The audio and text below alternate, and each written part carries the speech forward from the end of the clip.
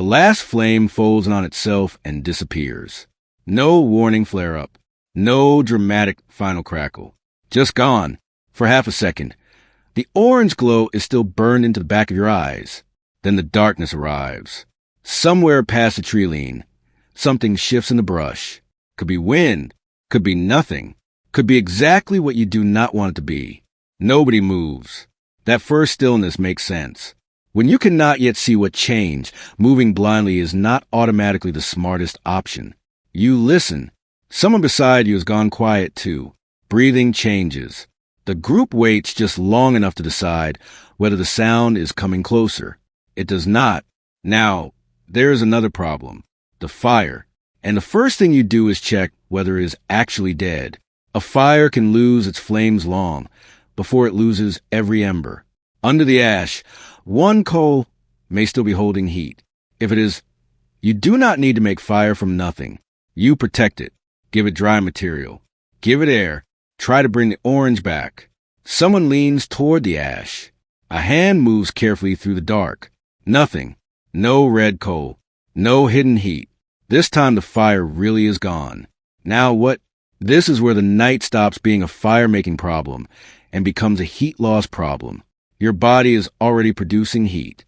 The environment is trying to take it. Wind takes it. Wet skin takes it faster. Cold ground keeps pulling it away every second you stay pressed against it. A human lying alone on cold earth is basically volunteering to heat the landscape. So before anyone does anything clever, the group does something simple. Move out of the wind. Rock behind you helps. A cave or overhang helps more. A hollow in the ground. The protected side of a slope. Anything that turns moving air into still air buys time. Then get off bare ground. That matters more than it looks. At Border Cave in South Africa, archaeologist Lynn Wadley and colleagues found evidence that people were laying down grass bedding at least 200,000 years ago. We cannot say those beds were built specifically for nights when the fire failed, but dry plant material between a body and the ground does something useful whether anyone understands the physics or not. It reduces direct contact with cold soil or stone. It traps air. It gives you something better than rock to spend the night pressed against. Cold stone is not a good sleeping partner. Dry grass is better.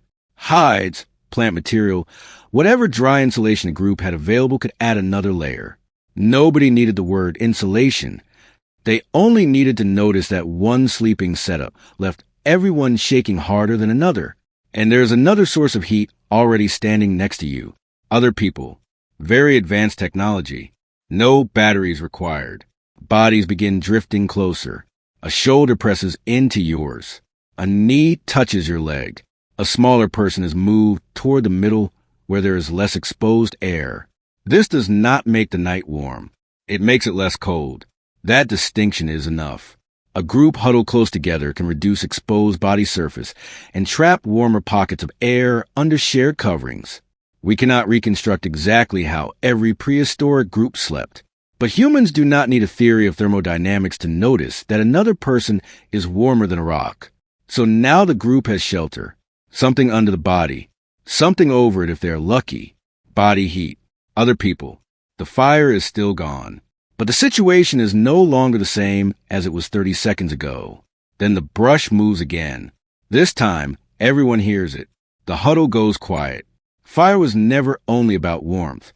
A lit camp gives you visibility, movement, smoke, noise, a bright object that may make some animals less willing to come close. Without it, the edge of camp disappears. You can hear something before you can see it. That is unpleasant. But darkness does not turn a group into helpless prey. Rock at your back still reduces the directions you need to watch. People still have ears, voices, weapons, numbers. Someone can stay awake for a while. Someone else can wake later. You do not need to know exactly what is outside to make the sleeping place harder to approach unnoticed. The scraping of stone starts somewhere in the dark. Someone is trying to bring years ago. Evidence from Barnham in eastern England suggests some early humans were deliberately making fire, likely using flint and pyrite to create sparks. That does not mean every prehistoric group carried the same fire kit. It does not mean this exact scene happened in this exact way. Fire-making technologies changed across time and place. But some groups eventually did have ways to create sparks instead of simply waiting for natural fire. So imagine this group has that option. A strike. Nothing. Another. A tiny flash. Gone. Hands are colder now. Fine movements get harder. The dark makes everything slower. Another strike. A spark lands in the tinder and disappears before it catches. The group does not stop using the other layers while someone works. They stay protected from the wind. They stay close. They stay off the ground as much as possible. Nobody is betting the entire night on one spark. That is a part that matters. Because archaeology gives us another strange clue. At some Neanderthal sites, Dennis Sandgate and colleagues found long occupation phases with surprisingly little evidence of fire, including during colder periods. That interpretation is debated. Ash disappears. Charcoal does not preserve perfectly. No hearth does not automatically mean no fire, but it makes the simple picture harder to defend. Prehistoric humans were probably not sitting beside a perfect campfire every cold night for hundreds of thousands of years. At least some groups had to cope when fire was limited, unreliable, or absent, and the solutions were not mysterious. Shelter, insulation, body heat, group behavior, choosing where to sleep. Moving when a campsite became a bad one. That last part is easy to forget. If the wind changes, you can move deeper under cover. If rain starts running through the sleeping area, you can find drier ground. If a spot becomes dangerously exposed, the solution does not have to be defeating nature exactly where you happen to be sitting.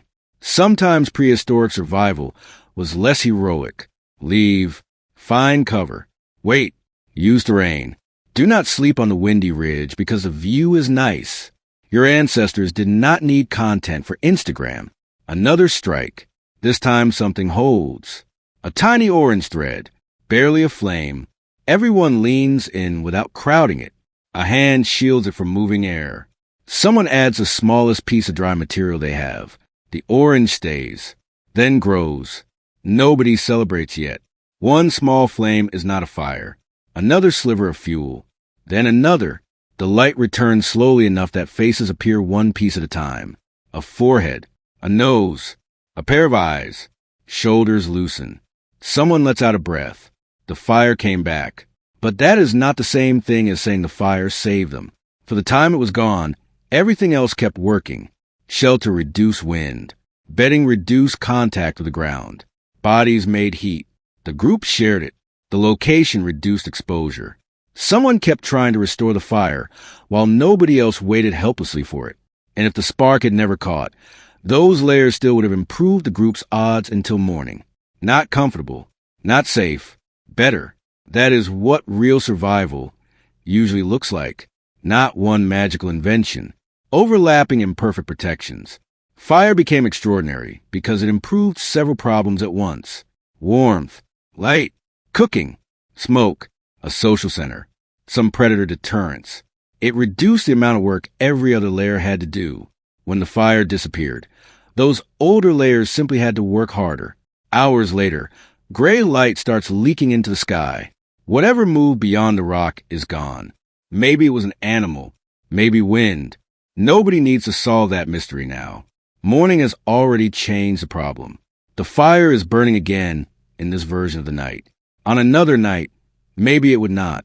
That is the point. Humans could not build their survival around the assumption that one flame would behave perfectly forever. So go back to the moment when the last orange light disappeared. The group did not need a secret instinct that automatically knew every correct move. They needed accumulated habits that made failure less catastrophic. Check the embers. Block the wind. Get off the ground. Trap heat. Stay together. Use the safest position available. Try to make fire again if you can. And if it does not come back, keep doing everything else. The fire mattered. A lot. It just was not working alone. If the spark caught, the night got easier. If it did not, shelter, insulation, body heat, and the people beside you still had work to do.